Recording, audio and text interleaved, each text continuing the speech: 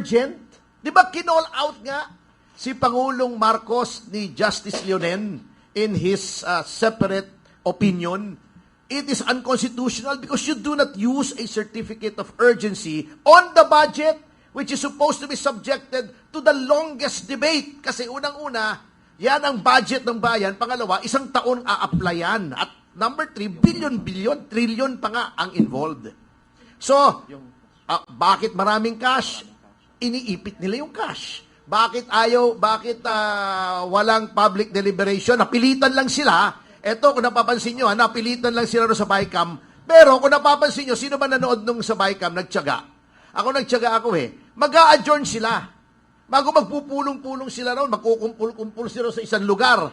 Hindi rin natin alam kung anong pinag-uusapan. Bago mag-re-resume, meron ng desisyon. Wala rin. Ila-livestream pa nila. Walang iniwan yan doon sa ICI Merong guidelines for live streaming, pero umpisa nung na-create yung ICI noong September, itong taong ito, ilan ang ni-live stream na hearing? Isa! Exactly one hearing. Yun ang nangyari sa ICI. Pinaglolo ko tayo. Public daw, live stream, pero recess, private consultation doon sa bandang likod, kitang-kita naman nawawala sila Nandun yung screen, hindi nawawala yung live feed, pero walang laman tong mga mesa, nandun sila sa likod. Then pagbalik nila, ayos na. Meron ng usapan, anong klase yun? How that decision was arrived at hindi rin natin alam. So, ginagago lang po tayo. Si Vince Dizon, sapagkat alam naman natin, alter ego siya ng presidente, kunyari pa, binawasan niya, bago nag-sorry, insufficient data daw, ginastify pa niya yung increase. Kaya daw ganyan lang maliit kasi mali daw yung finid niya sa presidente doon sa NEP. Can you imagine for someone to admit that he should have been fired on the spot? Bakit mali yung binigay mo sa presidente? Na-mislead siya in formulating the NEP na kailangan pa dagdagan ng House. Can you imagine ang pinaglolo ko tayo? So,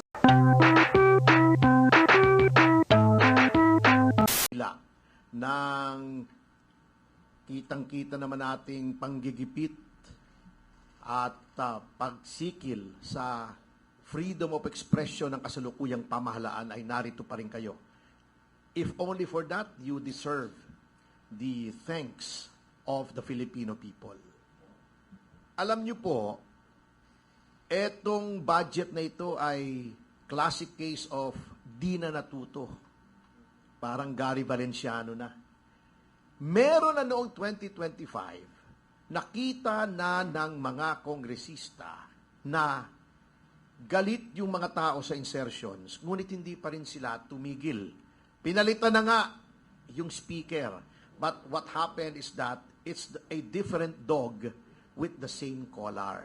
At mamaya po, kung i-discuss natin, nandito sa amin, these are indisputable facts tungkol sa sinong pinakamaraming insertions ngayon.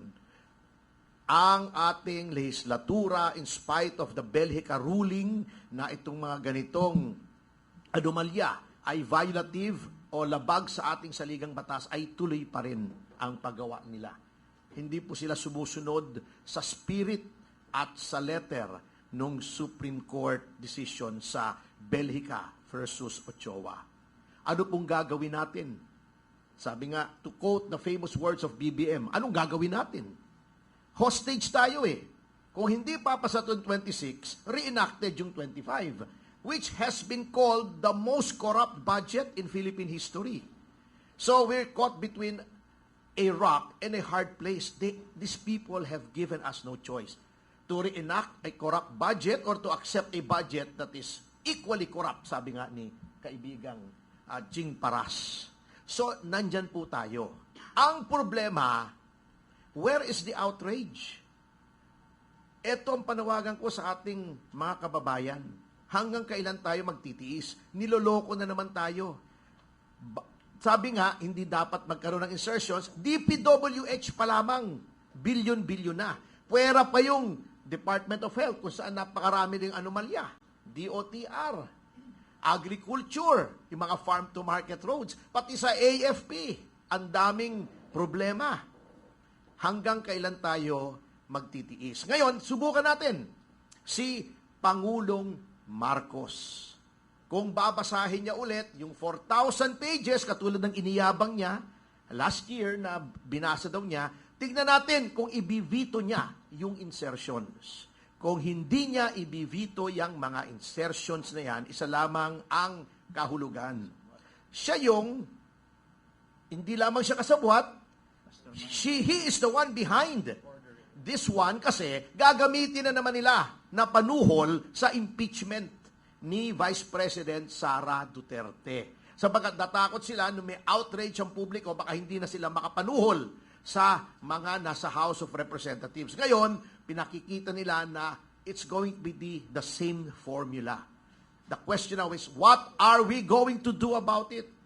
Papabayaan na naman natin, isa na naman? Or are we going to take action by making our sentiments known? Yun po ang challenge of the hour. Paloloko na lang ba tayo? Are we going to sit down and take all of these insults to our intelligence? Or are we going to make a stand and take action? Salamat po. Yes, maraming salamat, Rob. But before I do, nais ko lang sabihin something very brief. I'd like to issue a respectful challenge to our President. Mr. Marcos, di ba ang narrative na iyong pinopromote ay hindi ako kasama dyan sa mga flood control scandals na yan. And in fact, ang sabi mo, ako nga ang nagpa-imbestige. Sinasabi mo yan constantly to your mouthpiece. At sinabi mo pa nga, di ba, noong ikaw ay nag-speech nung SONA, mahiya naman kayo. Now I would like to respectfully ask the President, Sir, kung hindi ikaw ang mastermind, sino? Ba't hindi mo masabi? Hanggang ngayon, September pa yung ICI mo, hindi mo pa rin masabi. Di ba?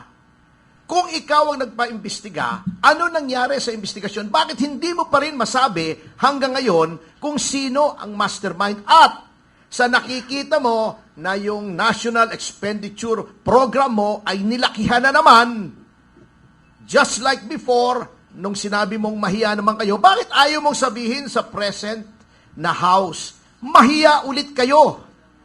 I mean, what gives? Salita lang ba, Mr. President? Are you not going to tell the Filipino people kung sinong dapat mahiya? Sino ba dapat mahiya talaga rito? Kung hindi kayo, sinong dapat mahiya? Yung pinsan mo ba? Yung anak mo ba? Sinong dapat mahiya, Mr. President? Why are you so silent? Bakit puro lip service? So that is my challenge. Ngayon, ito naman public knowledge naman, pero alam nyo, magugulat kayo. Because, alam nyo, yung sinasabi nga po sa Constitution, Rob, na the legislature is the guardian of the public purse. Alam nyo, dapat po ang ginagawa ng ating lehislatura ay magtipid. Kung merong wish list ang presidente under the National Expenditure Program, siguro dagdagan mo ng konti, bawasan mo ng konti, but for you to double or treble yung hinihingi ng presidente, there's something wrong. Bakit sa halip na pangalagaan mo yung pondo, tipirin mo, nilalakihan mo pa? Walang iniwan niya sa anak mo eh. Humihingi ng allowance, Dad, may party ako sa Sabado, pahingi naman 1,000. Wag, 800 lang. Ito, baliktad eh.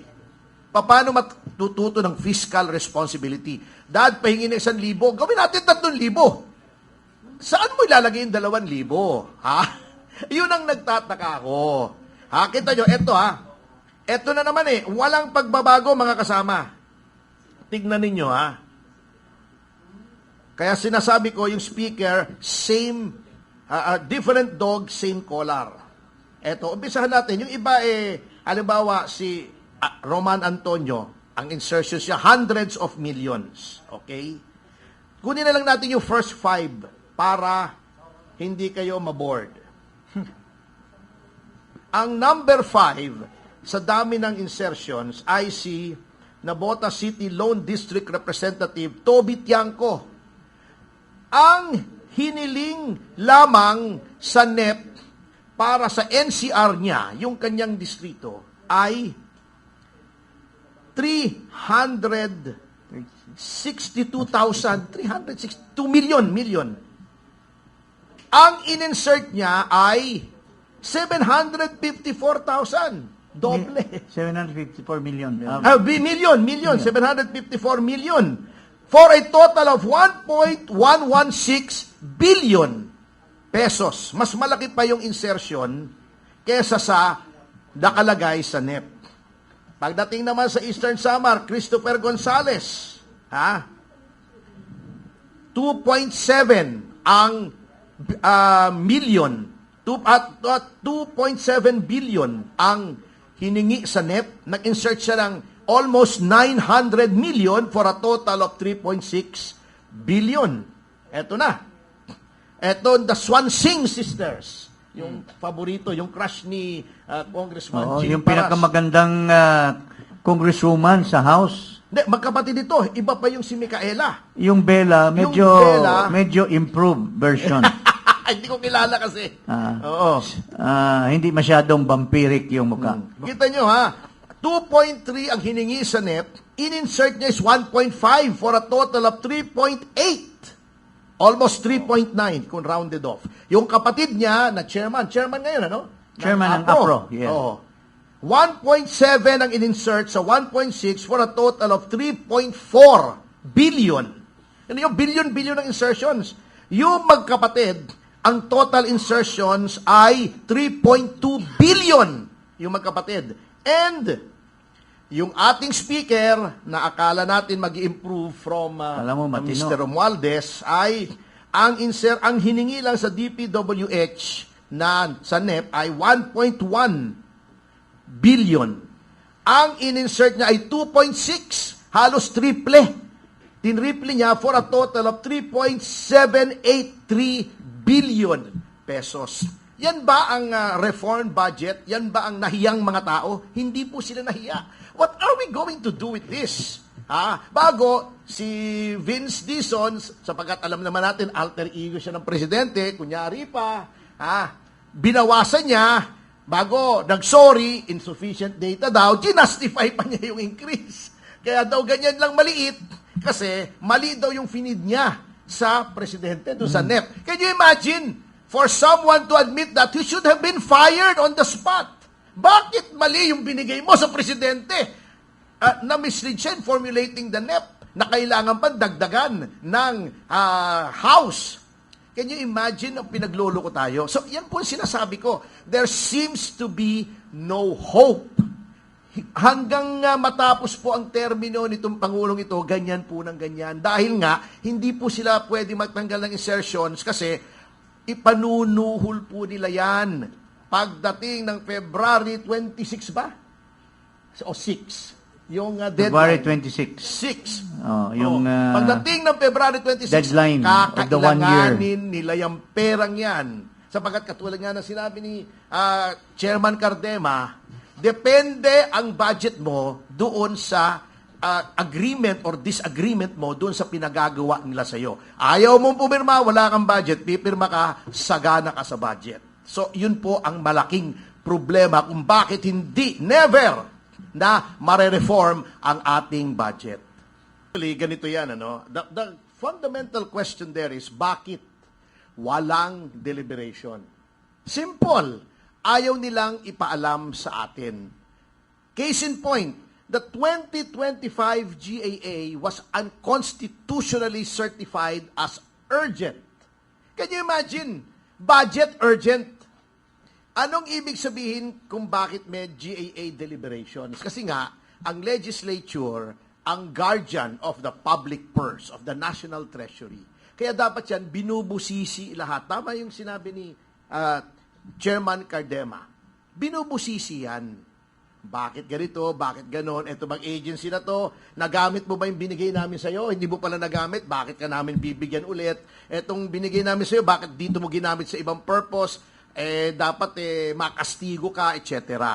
Can you imagine that 2025 GAA was certified as urgent? What does certification of urgency mean? It means that you dispense with the reading, the first, second, and third readings on 3 separate days. Meaning to say, isang araw lang, pwede mo nang i-approve yung pending legislation. Anong purpose ng certification of urgency? Ha?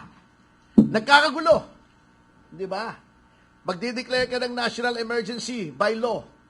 Urgent yun. Lumindol. Nagkaroon ng the big one, wag naman. Kailangan ipasa mo itong supplemental budget in one day. Ang daming natabunan, ang daming nagugutom, walang tubig, walang kuryente. One day. Pero budget, urgent. Di ba kinall out nga si Pangulong Marcos ni Justice Leonen in his separate opinion?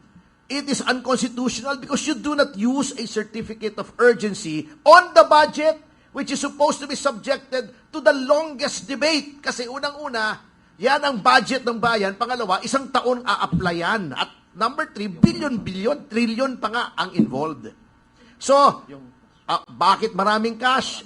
Iniipit nila yung cash. Bakit walang public deliberation? Napilitan lang sila. Eto, kung napapansin nyo, napilitan lang sila sa BICAM. Pero kung napapansin nyo, sino ba nanood nung sa BICAM? Nagtiyaga. Nagtiyaga ako Mag-a-adjourn sila. Bago magpupulong-pulong sila raw, magkukumpul-kumpul sila sa isang lugar. Hindi rin natin alam kung anong pinag-uusapan. Bago mag-re-resume, meron ng desisyon. Wala rin. Ila-livestream pa nila. Walang iniwan yan doon sa ICI Merong guidelines for live streaming, pero umpisa nung na-create yung ICI nung September, itong taong ito, ilan ang ni-live stream na hearing? Isa! Exactly 1 hearing. Yun ang nangyari sa ICI. Pinaglolo ko tayo. Public daw, live stream, pero recess, private consultation doon sa bandang likod, kitang-kita naman nawawala sila Nandun yung screen, hindi nawawala yung live feed, pero walang laman tong mga mesa, nandun sila sa likod. Then pagbalik nila, ayos na. Meron ng usapan, anong klase yun? How that decision was arrived at hindi rin natin alam. So, ginagago lang po tayo.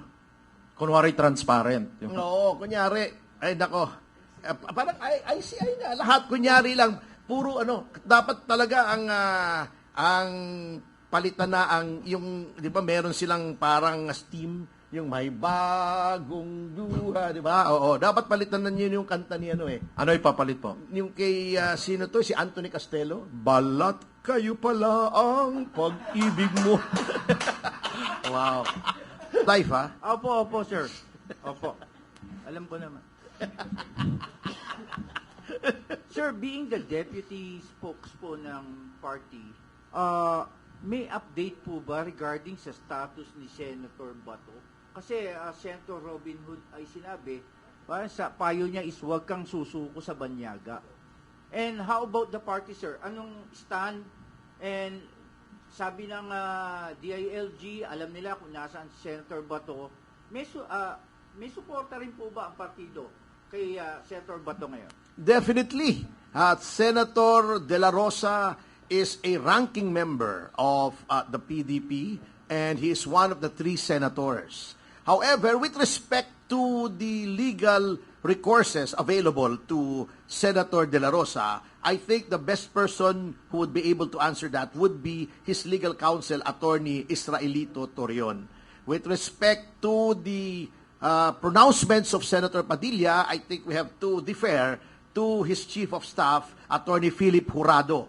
Pero kami po sa PDP, we condemn this latest efforts on the part of the government to neutralize another member of the opposition by again surrendering our sovereignty to a foreign entity. And the PDP is willing to extend all the assistance within its power to do in order to assist Senator De La Rosa with this problem. We are solidly behind Senator De La Rosa. Para sa amin po, isang malaking kalapastanganan sa soberanya at kasarinlan ng Pilipinas itong pinaggagawa ni Ombudsman Boying Remulla na siya ang nagli-leak nitong ICC warrant. Alam nyo, nakakatawa itong si Remulla, talagang double standard eh.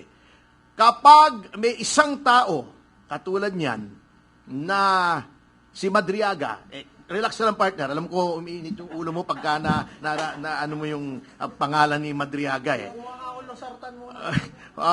By the way, sinabi sa akin ni Yvette na talagang total na yung commitment ni De Lima kay Madriaga. In fact, she was quoted to have said in effect that she has spread her wings to let him in. Di ba sinabi niya, I'm taking him under my wing. Oh, di ba? So she has spread her wings to allow Madriada to enter. Her wings, her wings. Anyway, Ibang insertion. alam nyo, Madriaga isang tao. Ine-entertain ng ombudsman. Ha? Etong kay Martin, sinabi noon ni Diskaya, sabi ni Saldico, yun daw pera ay para kay Martin. Although hearsay yun. Okay, granted, fine. Under oath naman yung statement. Okay. Corroboration number 1. Gutesa, under oath. Nagde-deliver po kami ng male-maleta na pera kay Martin Romualdez. Okay. Corroboration number 1. Corroboration number 2, from Saldico himself. Nagbibigay ako kay Martin at kay Pangulong Marcos. Male-maleta. Corroborated yung kay Gutesa at yung kay Diskaya. Sinong may kaso ngayon? Isa lang, si Saldico. Oh, anong klase yan? Di ba? Anong klaseng ombudsman yan? Alam naman natin kasi that ombudsman owes his being ombudsman to the president na lahat ng batas ay pinilipit para lang siya ay maluklok dyan. So, what do we expect from the ombudsman? So, yan ang nagiging problema po natin dyan eh. Lahat ng institutions natin, kinokorap, pinanghihimasukan ng Pangulo. How? Yung last bastion, yung huling sumbungan ng bayan, ombudsman, nilagay pa niya, let's not mince any words, nilagay pa niya tuta niya. Kalokohan. Kung may naniniwala sa inyo nang sinabi ni Boying na ngayon appointed na siya, he will do what is right, meron pong tulay malapit sa Malacanang, bebenta ko sa inyo. Mura lang po kung naniniwala kayo roon. Number 2, yung legislature, kino-op na niya. Unang-una, ginawa niyang speaker yung pinsan niya. Ginawa niyang majority, deputy ba? Speaker.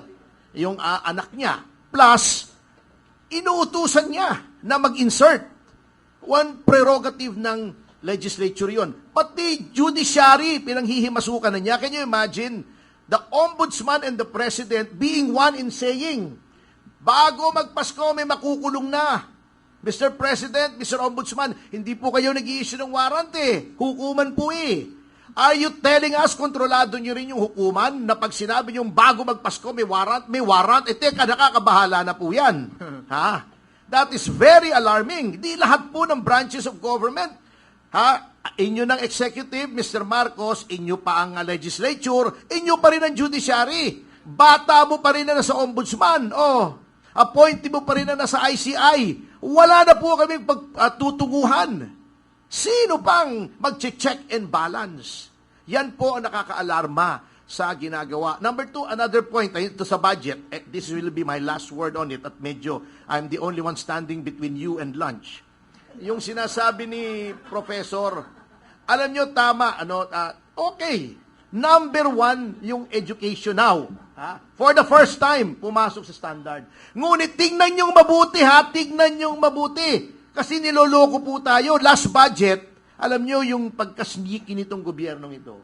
Para palabasin lamang na kunyari, last budget, ang pinakamalaki ay edukasyon, hindi yung public works.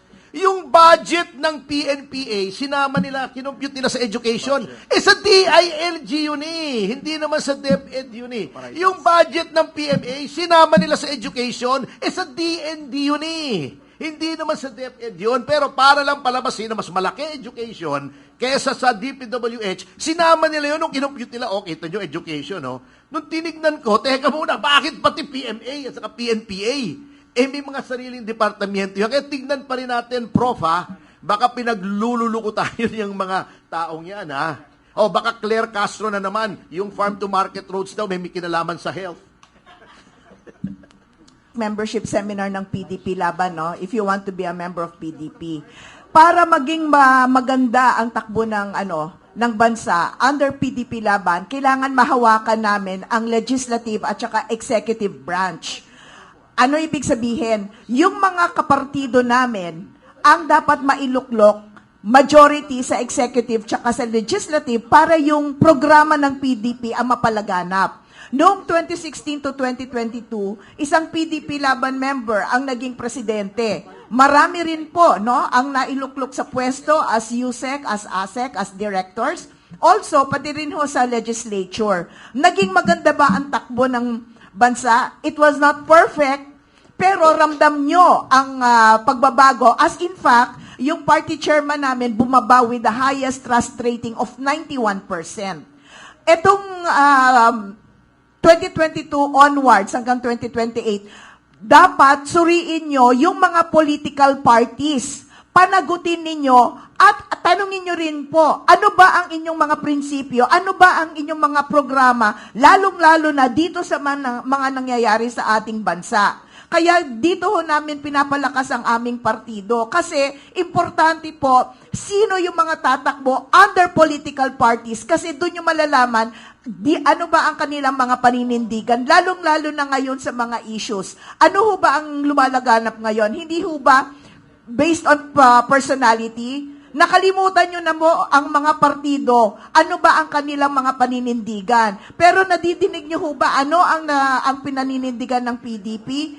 It is reflective of our party chairman's policies when he was in power. Kung gusto nyo pong ibalik yung ganong mga polisiya at programa sa darating ho na 2028. Ngayon pa lang ho, magpalakas na po tayo, suportahan nyo po ang PDP laban ng kanyang mga programa. Alamin ninyo, ano ba ang partidong ito at kanyang mga paninindigan. Dito ho sa kapihan, makikita nyo na po ano ang mga paninindigan. Meron ho kaming spokesperson, si Attorney Ferdito Pasio, pinapaliwanag ho ang mga paninindigan sa issues. Dito pa lang ho, sa issues pa lang, ano ang sinasabi ng ibang mga political parties, hindi ba wala?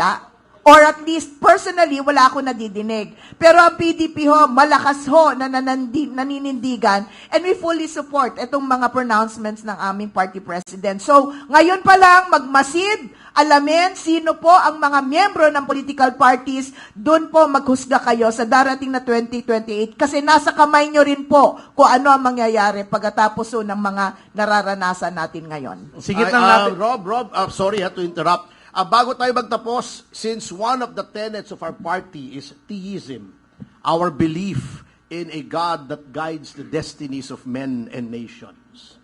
Bago ka magbigay ng closing, nais ko po lamang kayong anyayahan sa isang panalangin. Ito po ay panalangin ng mga inaapi para sa mga opisyal, mga namumuno na tiwali at abusado. Maiksi lamang po ito. Ito po ay salita ng Biblia na sana po araw-araw ay ipanalangin natin. Ito po ay Salmo 109. O Diyos na aking pinapupurihan, dinggin ninyo ang aking panawagan. Dahil ako'y pinagbibintangan ng mga sinungaling at masasamang tao. Nagsasalita sila ng kasinungalingan laban sa akin. Sinisiraan nila ako at sinusugod ng walang dahilan. Kahit nakikipagkaibigan ako sa kanila, ay kinakalaban pa rin nila ako, ngunit ipinapanalangin ko pa rin sila.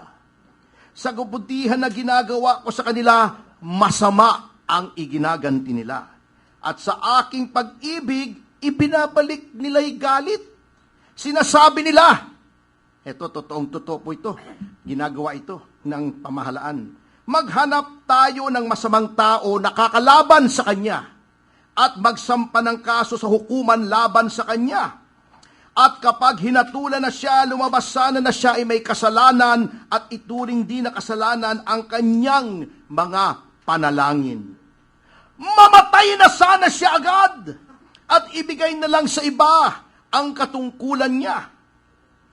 At nang maulila ang kanyang mga anak at mabiyuda ang kanyang asawa, maging palaboy sana at mamalimos ang kanyang mga anak at palayasin sila kahit na sa kanilang ginibang tahanan. Kunin sana ng kanyang pinagkakautangan ng kanyang mga ari-arian at agawin ng mga dayuhan ang kanyang pinaghirapan. Wala sanang maawa sa kanya at sa mga naulilan niyang mga anak kapag namatay na siya. Mamatay sana ang kanyang mga angkan upang sila'y makalimutan na ng susunod na saling lahi. Huwag sanang patawarin at kalimutan ng Panginoon ang mga kasalanan ng kanyang mga magulang at mga ninuno at lubusan na sana silang makalimutan sa mundo. Yan po ang ating ipanalangin araw-araw at baka sakali ay marinig ng Panginoon. Opo, lalo-lalo na yung 8. Mamatay na sana siya agad. Yun. At ibigay sa iba ang kanyang katungkulan. Hindi po ako nagsasabi niyan, Yan po ay mga salita ng Biblia. Tingnan niyo po, Salmo 109. Yan po ang ipanalangin natin. Hindi po masama yan. Sasabihin nila, ba't nananalangin kayo? Hindi po. This is an imprecatory prayer. Hindi po tayo ang nagsasabi niyan. We are asking the Lord, since according to Romans 12, vengeance is mine, sabi ng Panginoon. Siya ang ating hinihimok at nananalangin tayo sa Kanya na magbigay ng hustisya. Salamat po. Ayan. Maisingit ko lang, Sige po. Katulad ko pareho kami ni Speaker Romualdez, mahilig sa singit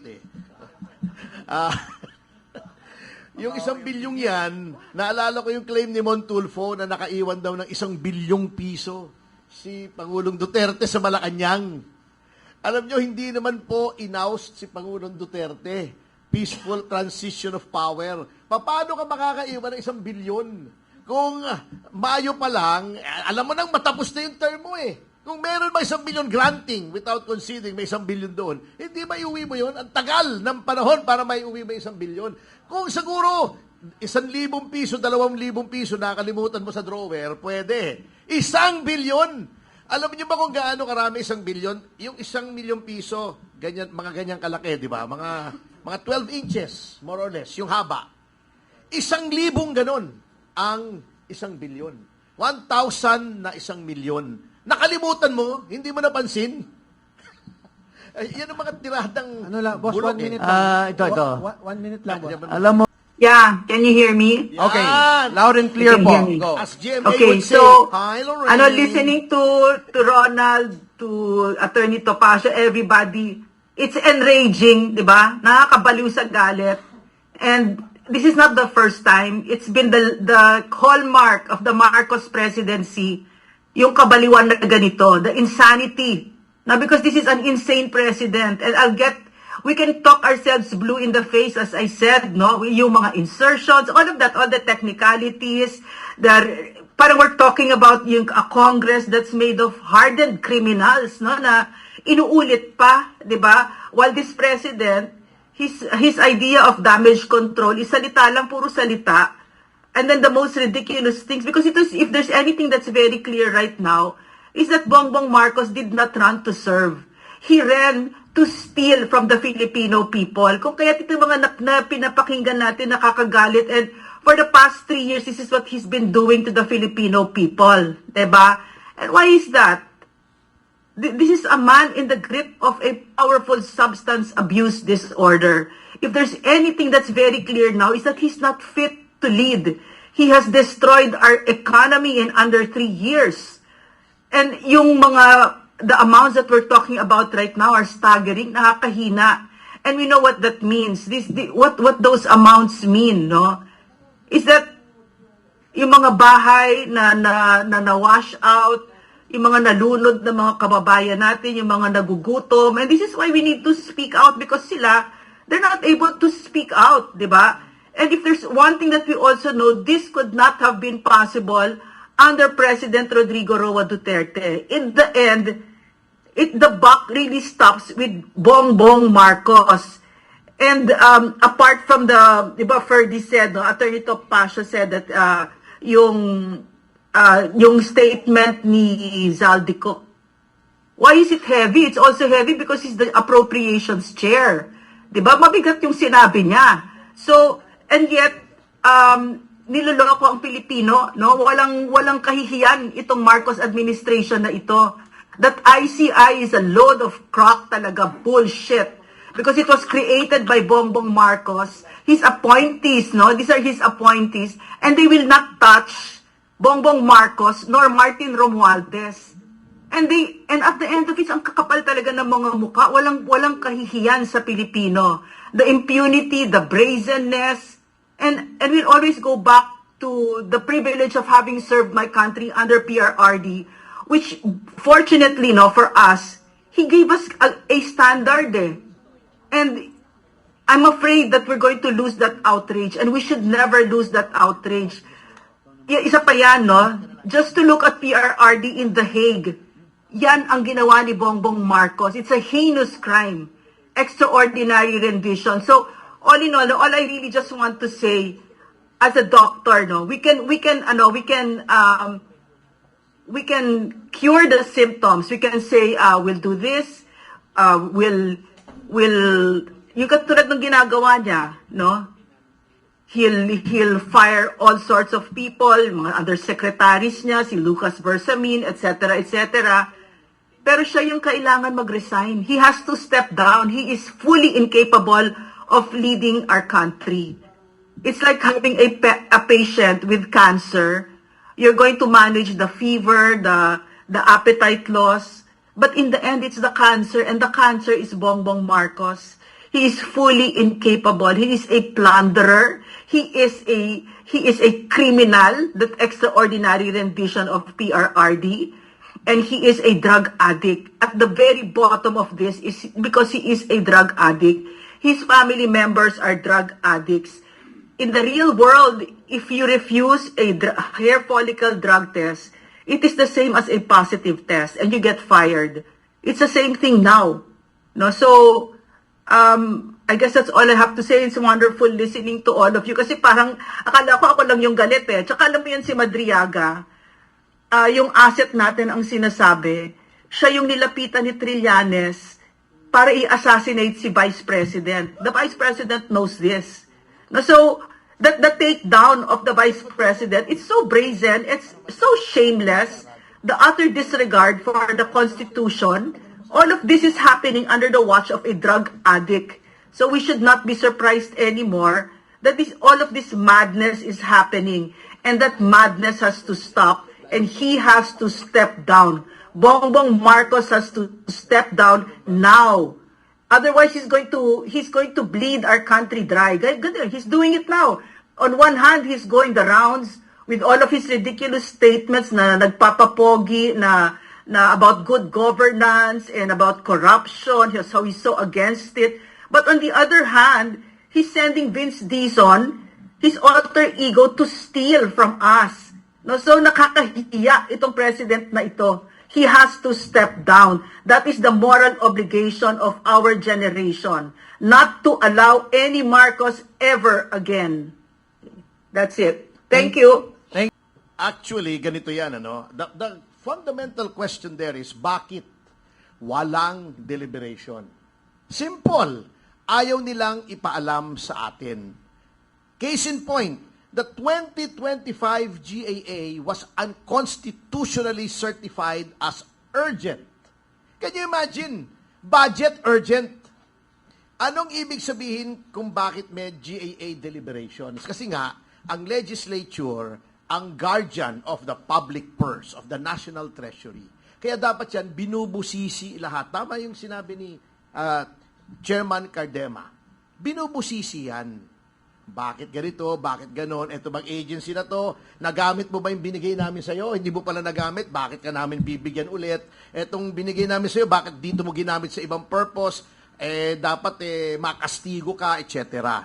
Can you imagine the 2025 GAA was certified as urgent? What does certification of urgency mean? It means that you dispense with the reading, the first, second, and third readings on 3 separate days. Meaning to say, isang araw lang, pwede mo nang i-approve yung pending legislation. Anong purpose purpose ng certification of urgency. Ha?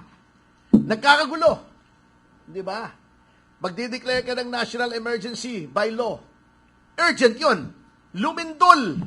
Nagkaroon ng the big one. Wag naman. Kailangan ipasa ba itong supplemental budget in one day. Ang daming natabunan, ang daming nagugutom, walang tubig, walang kuryente. One day. Pero budget, urgent. Di ba kinall out nga si Pangulong Marcos ni Justice Leonen in his separate opinion?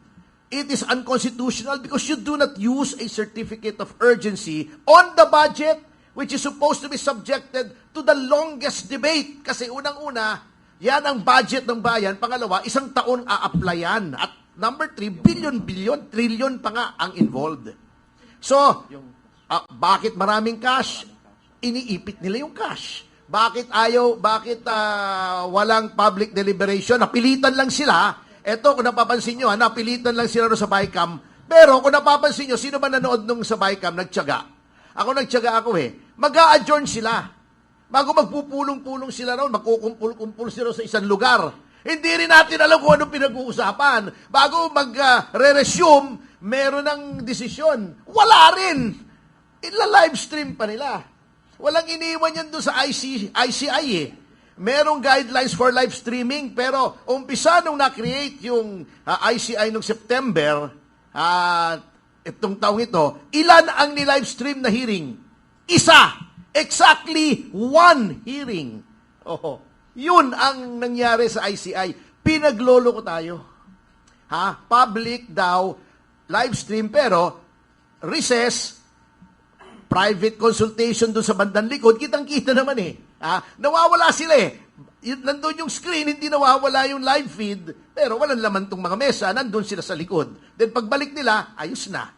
Meron ng usapan, anong klase yun? How that decision has arrived at hindi rin natin alam. So, ginagago lang po tayo.